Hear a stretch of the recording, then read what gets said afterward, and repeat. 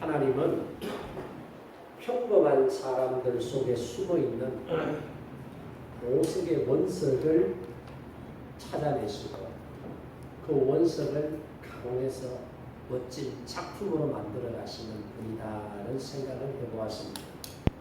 성경에 나오는 아브라함이라는 사람도 한번 보십시오.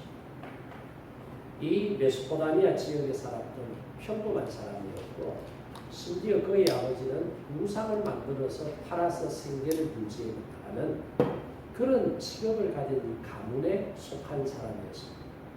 이런 사람도 하나님께서 어느 날 찾아가셔서 아브라함을 부르시잖아요.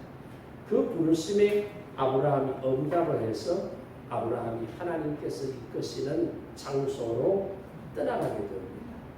가나안 땅으로 이주했을 때 하나님께서는 그 아브라함으로 변화시키신 위대한 믿음의 조상으로 세워주신 것을 보게 됩니다. 하나님은 자식을 낳을 소망이 끊어져 버린 사례를 불러서 그의 이름을 이제는 사례라고 하지 말고 사라라고 바꾸어 주시고 아이를 낳지 못했던 그녀를 통해서 자녀를 생산하는 그의 아들 이삭으로 말미암아 열국을 만들어 나가는 한 민족의 시조가 되도록 은혜를 베풀어 주셨습니다. 하나님은 이런 평범한 사람들 속에 숨어있는 복의 권능을 만드시는 분입니다. 하나님은 평범한 사람들 속에 놀라운 미래를 심어 놓으신 분입니다. 하나님은 오늘 저와 여러분 속에 아름다운 다이아몬드와 같은 원석을 숨겨 놓으신 분입니다. 그것을 하나님의 시간 때가 되었을 때 하나님께서 가공을 하시고 만드시면 세상의 모든 사람들이 입을 다 벌리고 찬사를 보내고 부러워하는 그런 멋진 주인공으로 하나님께서 세워나가실 줄로 믿습니다. 여러분, 하나님은 여러분을 창조하시고 세상에 보내신 분이신 줄로 믿습니다. 하나님은 여러분들 속에 있는 가능성을 심어놓으신 분이신 줄로 믿습니다. 이제 하나님은 여러분들 속에 있는 그 가능성, 여러분들에게 맡겨주신 그 달란트를 끄집어내어서 여러분들로 하여금 행복한 미래를 이끌어 나가도록 하나님께서 창조하신 줄 믿으시기 바랍니다. 예수님은 우리에게 이렇게 말씀하셨어요. 누구든지 목마르거든 내게로 와서 마셔라. 나를 믿는 자는 성경의 이름과 같이 그 배에서 생수가 홀로 넘치리라. 이사야 44장 3절에도 보면 이런 말씀이 있어요. 나는 목마른 자에게 물을 주며 마른 땅에 시내가 흐르게 하며 나의 영을 내 자손에게 나의 복을 내 후손에게 부어 주리니. 그렇게 말씀하셨어요. 여러분, 이제 주님께 나오는 사람은 그 배에서 뭐가 흘러 넘친다고요? 생수가 흘러 넘친다. 구원의 생수, 기쁨의 생수, 은혜의 생수, 축복의 생수, 영생의 생수가 넘쳐 흐르도록 하시겠다 이 말씀. 이 약속하신 주님의 약속이 오늘 저와 여러분 가운데 이루어지기를 주님의 이름으로 축복합니다. 그러면 이 생수의 강이란 무엇을 말하는 것이냐? 이 성경에 찾아보면은 오늘 37절 말씀해 보세요. 명절 끝날 곧 큰 날에 이렇게 말씀하셨거든요. 지금 여기서 말하는 명절 끝날 큰 날이라는 것은 무슨 날을 말하느냐? 초막절을 말하고 있습니다. 초막절은 이스라엘 백성들이 지킬 3대 절기절 가운데 하나이죠. 그죠?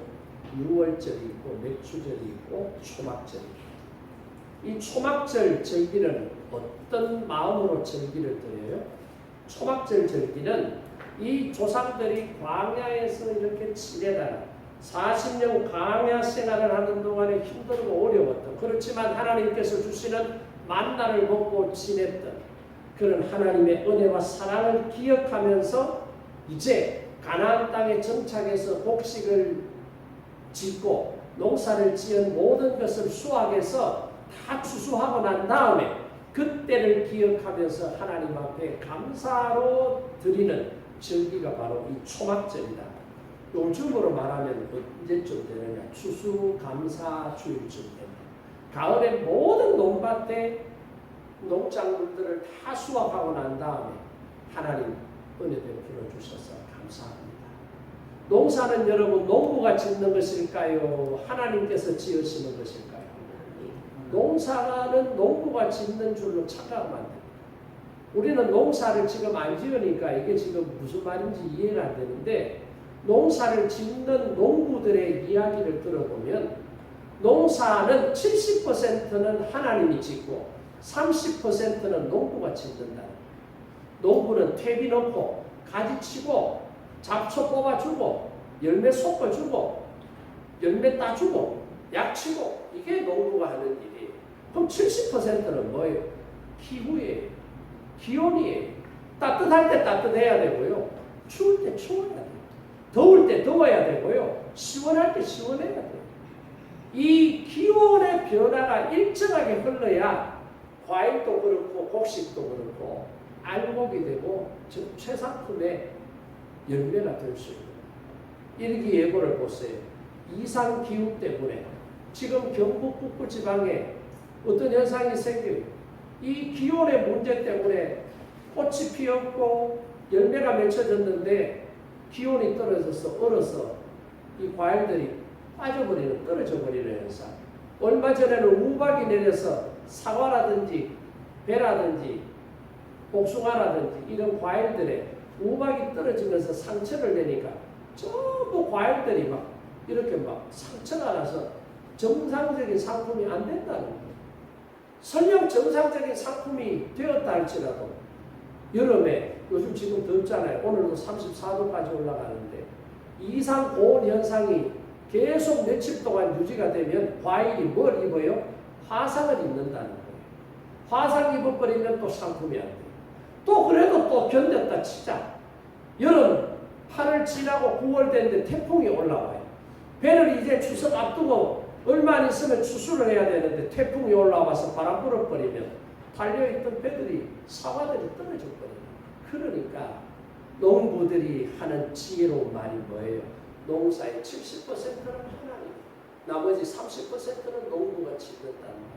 그러니까 이스라엘 백성들이 이걸 안 거예요. 그러니까 농사를 다 짓고 나니까 자신들이 농사를 지은 것 같아도 우리가 지은 것은 30%밖에 안 되고 70%는 하나님께서 농사를 풍년이 되도록 은혜를 베풀어 주셨다. 그래서 이스라엘 백성들은 광야 40년 그 조상들의 고난을 생각하면서 어떻게 해요? 은혜를 풍성하게 베풀어 주신 하나님께 감사하면서 드렸던 절기가 초막절 절기다 이 말이에요. 그럼 이 초막절 절기는 며칠간 진행이 되느냐? 8일간 진행이 돼요. 8일간 초막절 절기가 진행이 되는데 이 초막절 절기 의식 가운데 우리가 생각할 때는 추수감사 예배 드리듯이 추수한 것 그냥 가지고 와서 하나님 앞에 감사합니다. 그런 예배가 아니에요. 이 사람들이 8일 절기를 지키는 가운데 6일 동안은 뭐 하느냐? 첫날부터 6일까지는 제사장들이 앞장서고 백성들이 뒤에 서서 실로암 연못으로 갑니다. 실로암 연못에 가서 물을 떠요. 그 물을 떠가지고 와서 제단 위에다가 붓는 거예요. 그래서 이거를 물예식이다 이렇게 표현을 하는데, 왜 이렇게 하느냐?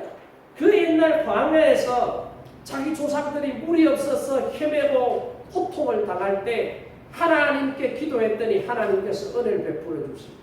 그래서 반석을 치라 했더니 모세가 그 명령에 순종하여 반석을 쳤더니 그 반석에서 뭐가 터져나오더라고요. 샘물이 터져나오더라고요. 그러니까 단순히 지금 추수한 것에 대한 감사의 고백만 담아놓은 초막절 절기가 아니라 그 옛날 자기 조상 때부터 현대에 이르기까지 하나님께서는 이렇게 섬세하게 자기들을 돌보고 은혜를 베풀어 주시는 하나님이시다는 것을 표현하고 감사하고 있는 거예요. 그리고 7째 날에는 이 예식을 몇 번 하느냐? 7번을 합니다. 첫째 날부터 6째 날까지는 실로암 연못에 가서 물을 길어서 한번 제단 위에다가 붓지만 7일째에는 7번 반복해서 하는 거예요. 그래서 이런 이 이스라엘 백성들의 물 예식, 초막절 절기에 지키는 이 예식을 보고 이 캠벨 몰간이라고 하는 신학자는 뭐라고 해석을 하느냐 하면은 두 가지로 보는데, 하나는 조금 전에 말씀드렸던 것처럼 광야의 기나긴 고난의 시간 동안에 하나님께서 그 백성들에게 물을 공급해 주심으로 말미암아 그 백성들이 광야 행진 가운데도 물로 말미암아 고통당하지 않도록 해결해 주셨다는 것에 대한 감사이고, 또 하나는 구약성경 에스겔서 37장이나 47장에 보면은 생명수 강에 대한 말씀이 나오잖아요. 그래서 에스겔이나 또 요엘이나 스가랴 말씀에 보면은 사막에 강이 흐르게 하리라는 하나님의 약속이 있다 이 말이에요. 그러니까 영적인 의미로 지금 이스라엘 백성들이 광야의 시간을 끝내고 이스라엘 땅 가나안 땅에 들어와서 살지만 이건 역시도 영적인 의미는 광야와 같은 곳이다. 그러니까 우리에게 뭐가 필요하다는 거예요? 생수의 강이 필요합니다. 우리에게 생수의 강을 허락해 주시옵소서. 이 두 가지 의미로, 하나는 과거를 회상하면서 감사하는 것이고, 하나는 현재의 성령께서 우리에게 은혜의 강을 주셔야만, 우리가 그 은혜의 강의 생수를 마셔야만 영적으로 가람을 느끼지 않고 영적으로 살아갈 수 있습니다. 이걸 고백하기 위해서 초막절 절기 동안 8일에 걸쳐서 이스라엘 백성들이 실로암 연못에 가서 물을 길어서 제단 위에 물을 붓는 그런 의식을 행했다라고 캠벨 몰간이라고 하는 신학자는 그렇게 해석을 해주고 있습니다. 그렇습니다. 이스라엘 백성들은 광야에서 마실 물이 없었을 때 목말라 했습니다. 이때 하나님께서는 그들에게 반석에서 물이 솟구쳐 올라와, 그래서 그 많은 사람들이 물을 다 먹고 갈증을 해결하도록 은혜를 베풀어 주셨다 이 말이죠. 그래서 그들은 광야 그 바위에서 하나님의 생수를 먹고 살 수 있었다라는 것을 고백하고 있는 거죠. 그 생수로 말미암아 육신의 갈증의 문제를 해결했다는 것입니다. 지금 이스라엘 백성들은 가나안 땅에 들어와서 가나안 땅을 정복하고 살아가고 있지만 여전히 이 땅에 살면서도 영적으로는 목이 마른 상태라는 것입니다. 그러니까 에스겔, 스가랴, 요엘 선지자를 통해서 약속하셨던 성령의 물, 성령의 생수를 우리에게 부어 주시옵소서 라고 이스라엘 백성들이 하나님 앞에 부르짖고 있는 것을 볼 수가 있는 거죠. 바로 이때에 지금 큰 명절이 바로 초막절이거든요.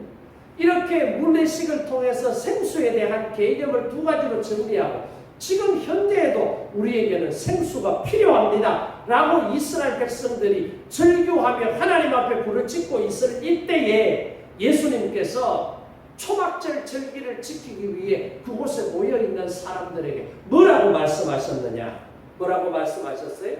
누구든지 목마르거든 내게로 와서 마시라. 할렐루야. 네. 누구든지 목마르거든 내게로 와서 마셔라. 나를 믿는 자는 성경의 이름과 같이 그 배에서 생수의 강이 흘러 넘치리라. 그렇게 말씀을 하신 거예요. 이제 왜 예수님께서 이 말씀을 지금 이 자리에서 하셨는지 이해가 되죠? 그럼 생수는 뭐예요? 뭐 마트에 가면 파는 뭐 550원 주고 750원 주면 사 먹는 삼다수 뭐 이런 생수 맞아요. 그런 물이에요. 이 생수라고 하는 말의 뜻은 생명이 있는 물이다 하는 것이에요. 그러니까 물도 생명이 없는 물이 있어요. 오염된 물을 마시면 안 되겠죠. 그거 마시면 탈나는 거예요. 그래서 해외 여행 가면 반드시 생수를 사 먹으라고 해요. 그 나라 현지의 수돗물이라든지 지하수물이라든지 이런 걸 잘못 먹게 되면 물이 막 바뀌면 사람들이 배앓이를 해요. 배탈 설사를 해요. 그게 이제 몸에 맞지 않아서 그래요. 그래서 요즘 우리도 물 마실 때 얼마나 신경 써요. 수소물이다, 바이오물이다, 알칼리물이다, 생수물이다, 뭐 이런 거 따져가면서 막 그러잖아요. 그 물이 그렇게 중요한 거죠. 생수라는 말은 생명이 있는 물이다. 이 물을 마시는 사람들은 어떻게 생명을 얻을 수 있고 생명을 건강하게 유지시켜 나갈 수가 있는 물이에요. 그리고 배라고 하는 단어가 나오는데 이거는 바다나 강에 떠 있는 배가 아니고 우리 배. 이 안에 우리가 가지고 있는 이 배. 이 배라는 단어는 헬란말로 코일리아라고 하는 단어를 쓰는데 이 코일리아라고 하는 단어는 설명하기를 인간의 내면, 인간의 마음 이런 것으로 해석을 하고 있습니다. 그러니까 이 말씀은 예수님을 믿는 사람은 그 내면 깊은 곳에 그 마음 속에 생수에 물이 솟구쳐 올라와서 강같이 흘러야 된다 이 말이에요. 이게 안 되면 어떻게 해요? 목이 마르다 이 말이에요. 물이 흐르지 않으니까 목이 말라버린다 이 말이에요. 예수님을 믿는 사람은 메말랐던 심령 속에 생수의 강이 흘러 넘칠 때 거기에 생명들이 풍성해지는 거예요. 에스겔 47장 말씀을 읽어보십시오. 강가에 보세요. 강에 물이 탁하니까 강가에 푸른 나무들이 숲을 이루게 되고요. 그 강가에 심겨진 나무들은요 항상 푸른 잎을 가지고 있고요. 특이한 것은 이 강가에 심겨진 나무들은요 매달 꽃을 피우고 열매를 맺는 그리고는 그 나무의 이파리부터 줄기, 뿌리 어느 것 하나 버릴 것이 없이 약재로 다 쓰여진다고. 어디에 심겨져 있는 나무가 생명수 강가에 심겨져 있는 나무가 그렇더라는 거예요. 이스라엘은 여러분 갔다 오신 분이 계신지 모르겠습니다만은 우기와 건기가 뚜렷합니다. 우기가 10월 달부터 한 2월, 3월까지, 건기는 3월부터 한 9월 때까지. 그러니까 우리로 보면은 겨울철이 비가 오는 시절. 그때는 비가 막 쏟아져요. 3, 4개월 동안. 근데 6, 7개월 동안은 비가 안 와요. 근데 이게 흙이 사암으로 구성이 되어 있고 뜨거운 사막 기후를 가지고 있기 때문에 물이 빨리 말라버려요. 그러니까 비가 올 때는 강이 형성이 되는데 비가 멎어버리고 몇 개월 지나면 강이 쫙 말라버려요. 우리는 뭐 사대강 사업에서 낙동강, 뭐 한강 이런 강에 보면은 뭐 바다같이 물이 넘쳐나는데 이스라엘은 그렇지 않아요. 그래서 그런 물이 흘렀던 자국이 있는 계곡을 와디라고 합니다. 와디. 그 와디에는 가보면은요 식물이 하나도 없습니다. 식물이 자라지 못해요. 근데 유일하게 헐몬산은 빙하산이 만년설로 덮여져 있어요. 중동 지역임에도 불구하고 그 빙하에서 여름철이 되고 하면은 겨울 내 내렸던 눈이나 얼었던 얼음들이 녹아내리잖아요. 그래서 헐몬산에서 흘러내려오는 물들이 졸졸졸졸 해가지고 어떻게 요단강으로 흘러. 그래서 요단강이 돼요. 근데 우기에는 강의 수위가 더 높아지겠죠. 그래서 요단강가에는 보세요. 나무들이 숲을 이루고 있다. 요단강에는 생물들이 살아서 움직이고 있는 거예요. 그러니까 물이 있는 곳에는 생명체가 살아있고 식물도 자랄 수 있고 열매를 맺을 수 있는데 물이 없으면은 식물도 못 자라고 심지어 말라버리면 물속에 사는 어떤 생명체도 생명을 유지하지 못하고 죽을 수밖에 없더라는 거예요. 그러니까 이 배에서 흘러나오는 생수 이것은요 우리로 하여금 마르지 않고 죽지 않고 살 수 있도록 해주시는 하나님의 은혜가 있다는 거예요. 그러니까 이 생수는 뭐예요? 축복의 생수가 되는 거예요. 감격의 생수가 되고 기쁨의 생수가 되고 하나님을 사랑하는 믿음의 생수가 되는 것이에요. 이스라엘 백성들이 기대하고 기다렸던 영적인 목마름의 문제는 여기에서 해결되는 거예요. 이게 해결되지 않으면 영적인 목마름은 해결되지 않는 거예요. 그래서 39절에 오늘 뭐라고 말씀하셨어요? 39절에 보세요. 이는 그를 믿는 자들이 받을 성령을 가리켜 말씀하신 것이라. 그러니까 예수님께서는 이 이스라엘 백성들이 흔히 보고 느끼고 살아가는 삶의 현장에서 경험하는 것을 끌고 와서 말씀을 하시고 그 이후에 그 의미가 무엇인지 설명해 주고 있잖아요. 배에서 생수가 끊이지 않고 넘쳐 흐르려고 하면 어떻게 해야 되느냐? 성령을 받아야 된다. 이 말씀을 지금 하고 있습니다. 그러니까 성령이 충만한 사람은 그 배에서 끊임없이 솟아나는 생명수로 말미암아 마르지 않고 풍성한 삶을 누리게 된다는 것을 예수님께서 우리에게 말씀해 주고 있는 것입니다. 오늘 이 예배를 통해서 영적으로 목말라 하는 분들이 있다면 오늘 예수님께서 말씀하신 이 말씀, 누구든지 목마르거든 누구에게로 오라고요? 예수님께로 와야 돼요. 예수님께 나오라는 거예요. 예수님께 오면은 어떻게 해요? 그 배에서 생수가 흘러 넘치도록 주시겠다. 이 말씀을 꼭 기억하시고 여러분 삶에도, 이제 메말랐던 여러분의 삶에도 다시금 강물이 넘쳐나는, 생명수가 넘쳐나는 은혜가 임하시기를 주님의 이름으로 축복합니다. 네. 자, 그러면 생명수가 흐르게 되면 어떻게 되느냐? 영적인 목마름의 문제가 해결이 된다, 이 말이에요. 우리 사람은요, 몸에 수분이 70%예요.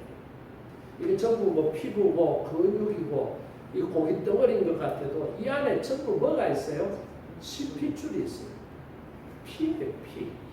그러니까 사람 몸의 70%는 수분이다. 그래서 수분이 모자라면 어떻게 해요? 갈증을 느끼게 되는 거예요. 여러분, 물 많이 마시면 얼굴이 탱탱해져요. 물을 적게 마시면 얼굴이 쪼글쪼글해진다니까. 그러니까 다른 데 가가지고 돈 들여가 자꾸 뭐 하려고 하지 말고 얼굴에 주름을 빼려고 하면 집에서 물을 많이 잡숴요. 물을. 그럼 얼굴이 팽팽해진다니까. 수분이. 마찬가지로 하나님을 떠난 심령은요, 영적인 목마름 상태에 노출이 돼요. 그러니까 하나님을 떠나서 살면 계속 목마른 거예요. 돈 때문에 목마르고 미치는 거예요. 옛날에는 내 집 하나 있으면 만족하겠다. 내 집 하나 하니까 이제는 내 집 2개 하고 싶은 거예요. 내 집 2개 하니까 어떻게 해요? 이방이면 똘똘한 거 하나, 지방에 말고 저 서울에 가서 내 집 하나 흐르는 거예요. 돈에 끊임없이 목말라 돈의 노예가 되는 거예요. 목마름의 이유. 그런데 그것은 인간의 육적인 목을 채울 수 있는 물은 한계가 있는 거예요. 그 해결이 안 돼요. 그리고 이 목말라 하는 사람들에게 나타나는 특징이 몇 가지가 있는데 그게 뭐 첫째는 두려워하는 거예요. 두려워하는, 무섭다는 거예요. 하나님을 떠나서 혼자 걸어가는 사람들은 두려움이 없는 것 같고, 여러분 뭐 용감하고 그런 것 같죠? 아니, 깡패들 보세요. 어제도 뭐 하도 머리가 아파가지고 누워있는데 집사람이 뭐 넷플릭스인가 뭐 그걸 보니까 사람 죽이는 걸 여성을 죽여요. 닭 잡을 때도 나는 두렵고 떨리는 마음으로 닭을 잡는데, 그 사람들은 사람 죽이는 걸 닭 잡는 것보다 더 쉽게 죽여요. 와, 진짜 무서워.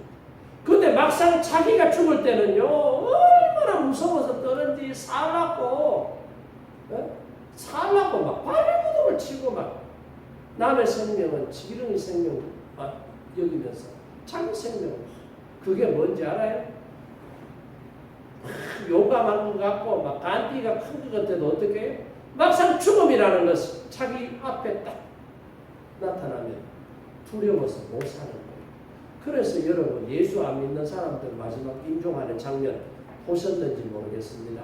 코마 상태에서 돌아가시는 분들은 이런 현상이 없는데, 정상적 의식을 가지고 있는 분들 중에, 물론 다는 아니에요. 근데 가끔 보면은요, 그런 분들이 있어요. 저 귀신이 날 잡으러. 우리 동네 여기 95살에 돌아가신 할머니 한 분도 돌아가시기 전에 영대병원에 입원해 있었는데요. 돌아가시기 한 달쯤 전에 자꾸 귀신이 날 잡으러 왔대요. 귀신이 저기 날 잡으러 서 있다. 그러니까 이게 보이는 거예요. 그리고 어떤 사람은 막 죽기 전에 발버둥을 써고 안 죽으려고 몸부림을 치는 거예요. 본인은 침상에 누워서 도망가지도 못하는데 마치 도망가는 것처럼 막 생각을 하면서 발버둥을 치고 난리를 부리는 사람. 어떤 사람은 막 저주를 하고 욕설을 하고 죽음을 부정하고 이런 사람들. 별의별 사람들이 다 있는데 이게 뭐냐? 이게 두려움을 극복하지 못하기 때문에. 영적인 것으로 채워지지 않으면 이것은 극복할 수 없는, 인간이 가지고 있는 근본적인 두려움이다. 두 번째는 죄책감이에요. 하나님을 떠난 사람들은 하나님의 뜻에 합당한 삶을 살지 못하기 때문에 죄책감을 가지고 있는 사람, 무엇인지 알지 못하는 양심의 가책에 시달리게 되고요. 하나님의 뜻대로 살지 못했지만 그것은 알지를 못하면서도 뭔가 불안해하는 죄책감에 시달리는 그런 삶을 삽니다. 셋째는 외로운 삶을 삽니다. 하나님을 떠난 삶 혼자라고 생각하기 때문에 외롭다는 것이에요.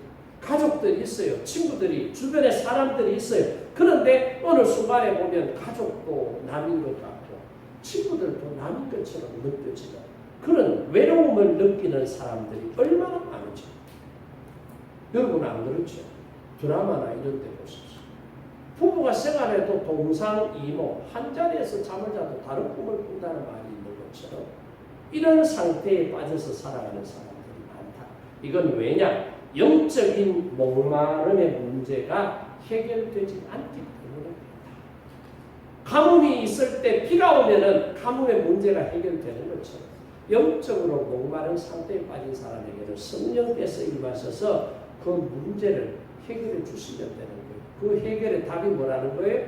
생수의 강이라고 말씀하고 있다 이 말이에요. 자, 이렇게 생수의 강을 경험하게 되는 사람은 어떤 삶을 사느냐? 풍요로운 삶을 산다. 예수님께서 뭐라 그랬어요? 나를 믿는 자는 성령의 이름과 같이 그 배에서 생수의 강이 넘쳐 흐르리라 그랬잖아요. 이런 감격과 기쁨 신앙을 어떻게 하면 가질 수 있느냐? 예수님을 믿는 사람에게 이런 기쁨과 감격과 축복이 주어지게 된다 이 말이에요. 여러분 우리가 믿는다고 그러죠. 나는 예수 믿어. 예수 믿어 그러잖아요. 믿는다. 믿는다라는 말이 라틴어로 뭔지 알아요? 그레도라고 합니다. 그레도. 그러면 꼬르라고 하는 말과 도라고 하는 말이 붙어서 그레도라고 하는 말이 됐는데 이 꼬르라고 하는 단어의 원래 뜻은 뭐냐? 심장이에요. 심장.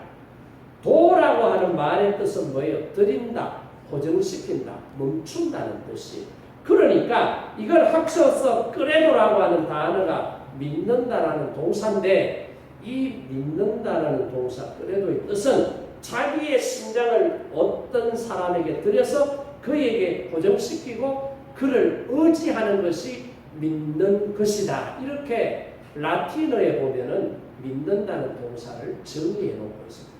그러니까 믿는다 이게 우리가 단순히 믿는다 그게 아니죠.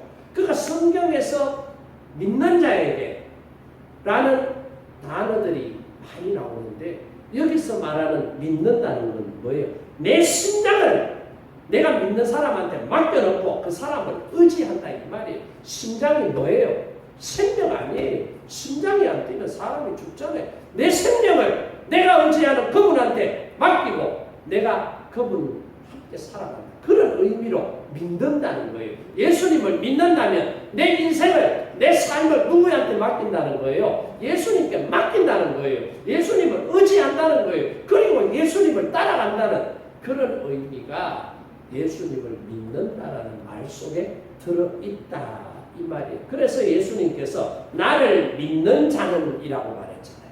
나를 믿는 자는 성경의 이름과 같이 그랬어요. 그러니까 예수님을 믿는다는 의미가 바로 이거예요. 예수님께 나의 심장을 맡겨서 예수님께 고정시키고 예수님의 심장을 내 가슴에 달고 예수님과 함께 살아가는 삶이에요. 그게 예수님의 포도나무 가지 비유에 내가 네 안에 네가 내 안에 붙어 있어야 된다 이 말이에요.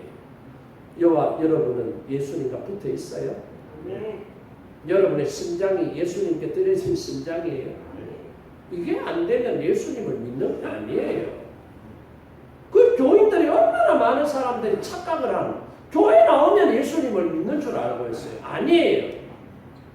단어 하나만 하더라도 끄레도라고 하는 이 단어 하나만 하더라도 제대로 알면 예수님을 믿는다는 것은 나를 믿는 자라고 오늘 본문에 말했잖아요. 예수님을 믿는 자는 내 심장을 예수님한테 맡겨놓고 예수님을 의지하며 살아가는 것이 그래도 믿는 거야. 이렇게 말씀하고 있다는 사실을 우리가 안다면 신앙생활을 아무렇게나 할 수 있겠느냐 이 말이야. 신앙생활을 대충 할 수 있겠느냐. 그렇게 하면서도 나는 믿고 있다라고 말할 수 있겠느냐 이 말이야. 그러니까 한국 교회 교인들 가운데 정말로 많은 사람들이 예수님을 믿는 것이 아니라 자기가 예수를 믿고 있다고 착각에 빠져 있는 사람들. 그러니까 그들의 삶 속에는 예수님의 영향이 나타나질 않아요. 예수님의 능력도 나질 않아요. 예수님께서 변화시켜 주시는 변화의 은혜도 없어요. 예수님을 믿는 자에게는 넘치 못함이 있다 없다? 없다고 그랬습니다. 근데 왜 우리에게는 넘치 못할 일들이 많느냐? 안 믿기 때문에 그런. 너희에게 한 겨자씨만한 믿음만 있어도 이 산을 들어서 바다에 던지우라 하면 던지우어질 것이요라고 말씀하셨잖아요. 그런데 나는 명령해도 안 된다. 왜 그럴까? 그만한 믿음이. 겨자씨만한 믿음도 없는 거죠. 입으로는 믿는다라고 말하면서 머리로는 믿는 것처럼 생각을 하면서도 내 삶으로는 예수님을 온전히 받아들이지 못하면서 믿고 있다는 자기 착각에 빠져서 신앙생활하는 사람들이 얼마나 많은지 몰라요. 그래서 예수님께서 나를 믿는 자는 그렇게 말씀을 하시는 거예요. 예수님을 믿는 사람들은 삶이 예수님을 믿는지 안 믿는지를 드러내 보여주는 거예요. 삶이 증명해내지 못하면 그 사람은 예수님을 믿는 사람이다. 그렇게 말할 수가 없습니다. 여러분 생활하는데 기쁨이 많아요? 슬픔이 많아요? 예수 믿는 것 때문에 괴로움이 많아요? 즐거움이 많아요? 한번 생각을 해보세요. 나는 교회 나와서 신앙생활하고 내가 예수님을 영접하고 믿음 생활하면서 내가 더 힘들고 더 괴롭고 그 고통, 이 괴로움과 고통이 잘 믿어보려고 하는 말씀대로 순종하려고 하는데 아직도 육의 본성이 나의 자아가 이지러지지 않아서 생기는 그런 어려움은 긍정적인 거예요. 근데 내 욕심을 아직도 못 버리고 내 탐심을 버리지 못해서 그 욕심을 채우지 못한 것 때문에 갈등하고 괴로워하고 고통을 받는다면 이건 아직도 예수님을 제대로 이해하고 믿음 생활을 시작하지 못한 사람들에게 일반적으로 생겨나는 현상이라는 사실을 우리가 알아야 돼요.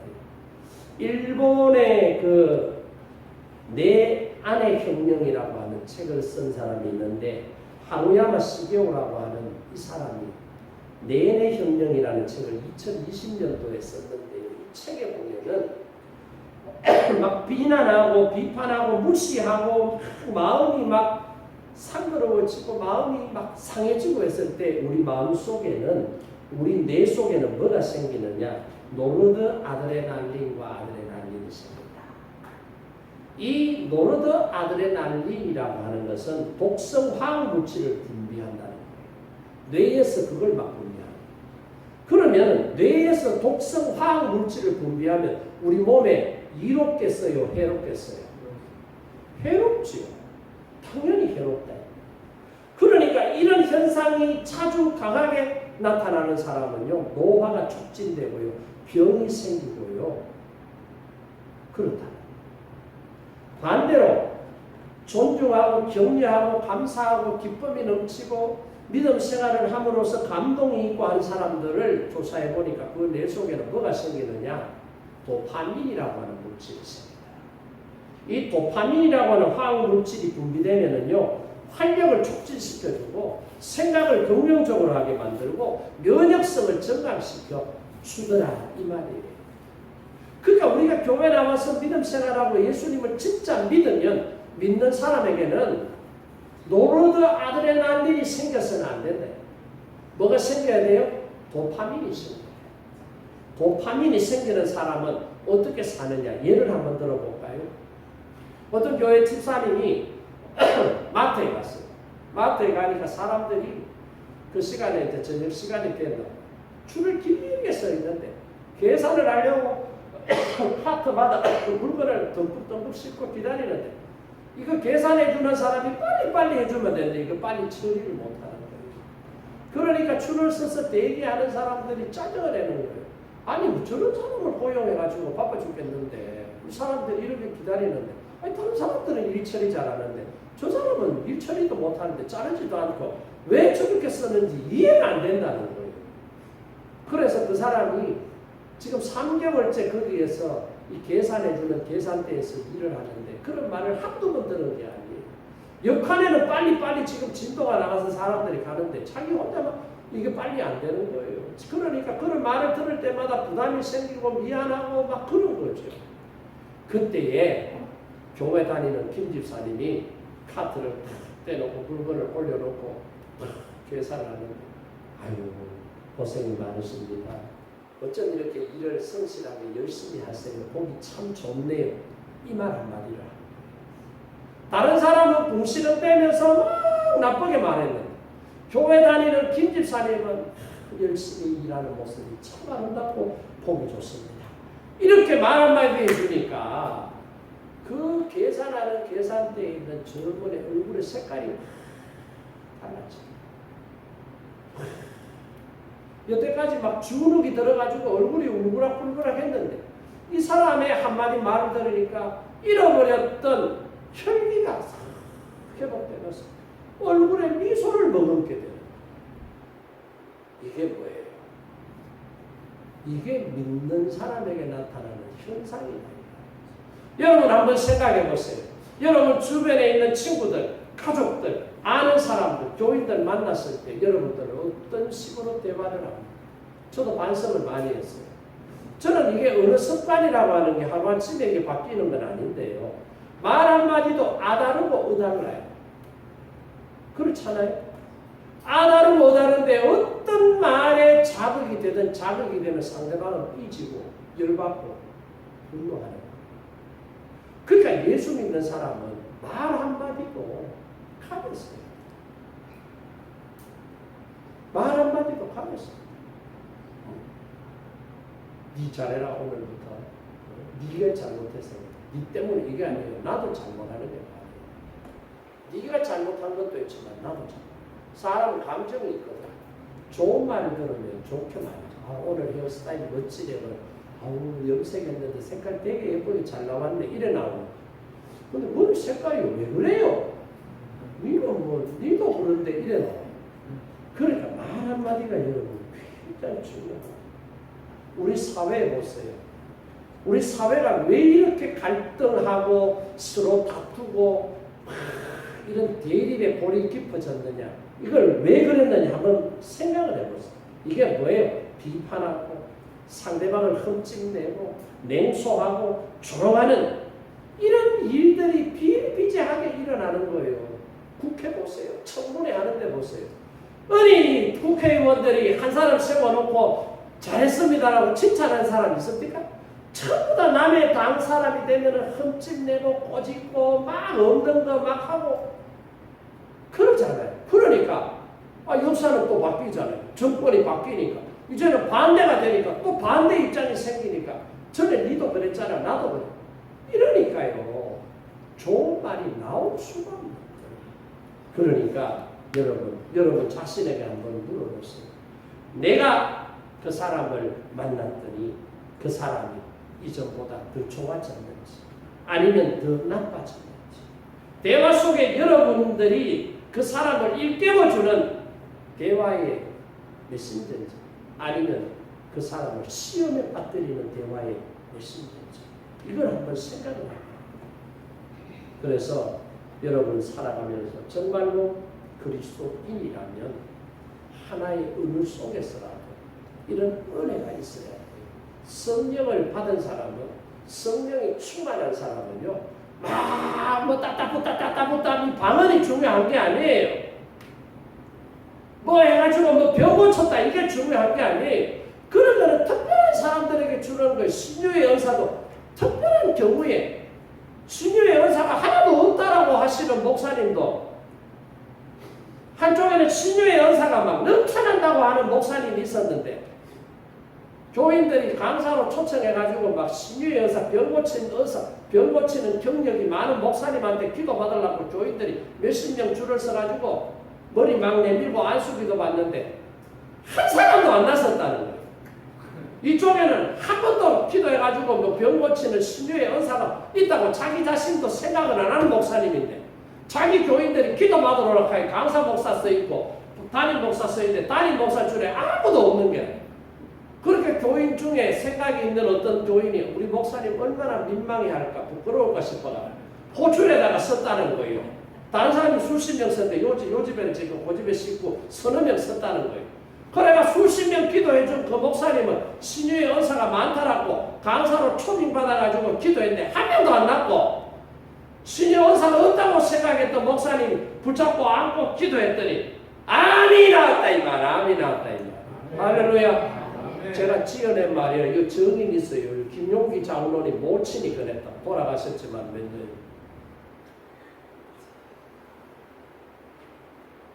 그게 중요한 게 아니에요.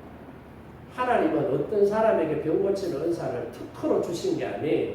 믿음으로 기도하면 그런 능력은 다 나타나는 거예요. 아멘. 여러분도 진짜 믿음으로 기도해 보세요. 간절하게 기도해 보세요. 어디 찾아가서 용하다 찾아갈 이유 하나도 없어요. 믿음 없는 사람들이 하는 짓이죠. 하나님은 뭐 그 사람의 하나님이고 나의 하나님은 아닙니까? 그 사람 하나님 다르고 내 하나님 또 달라요. 똑같은 사람이 어떻게 기도하는? 얼마만큼 간절히 애절하게 기도하느냐에 따라서 결과가 달라지더라는 사실을 우리가 알 수 있어야 돼요. 그러니까 여러분, 믿는 사람에게는 주님께서 이런 은혜를 베풀어 주시는 거예요. 그러니까 막 예수 믿으면서 성령 받았다고 막 손가락에 촛불 켜고 하늘로 올라가는 것이 아니라, 성령 받은 사람의 특징은 뭐예요? 일상적인 생활 속에서 내가 살아가는 내 삶의 자리에서 말하는 말 한마디 속에, 기도하는 기도의 모습 속에 하나님이 함께 하시느냐 하시지 않느냐의 차이인 줄로 믿으시기 바랍니다. 그거예요. 그럼 이런 능력이 나타나는 사람의 특징이 뭐예요? 그 배에서 뭐가 흘러넘친다고요? 생수의 강이 있는 거예요. 생수의 강은 뭘 말하는 거예요? 성령의 임재를 얘기해요. 성령의 임재가 충만한 사람은요, 기도할 때 기도의 능력이 나타나는 거예요. 찬양할 때 찬양의 능력이 나타나는 거예요. 믿음 생활하는데 믿음 생활의 능력이 나타나는 거예요. 내가 막 기도의 은사도, 기도의 능력도, 병 고치는 은사도, 병 고치는 능력이 없어도요, 내가 예수님 믿고 믿음 생활 잘하면 내 삶에 기쁨이 넘쳐나는 거예요. 맞아요. 그러니까 여러분 삶에 기쁨이 회복되는 게 바로 생수의 강이 내 배에서 지금 흘러 넘치고 있다는 사실을 증명하고 있다는 것을 저와 여러분이 오늘 다시 한번 느껴 갖고, 신앙생활하면서 뭐 대단한 건 여러분 찾지 마십시오. 대단한 건 있어요. 그런데 그것은 언제 주어지느냐? 하나님께서 내게 필요할 때 주시는 거예요. 어떤 사람에게만 주고 내게는 안 주는 게 아니에요. 하나님의 자녀인 모든 사람들에게 하나님은 주시는 거예요. 그런데 언제 주시느냐? 내가 있어야 될 때, 꼭 필요할 때 하나님은 주시는 거예요.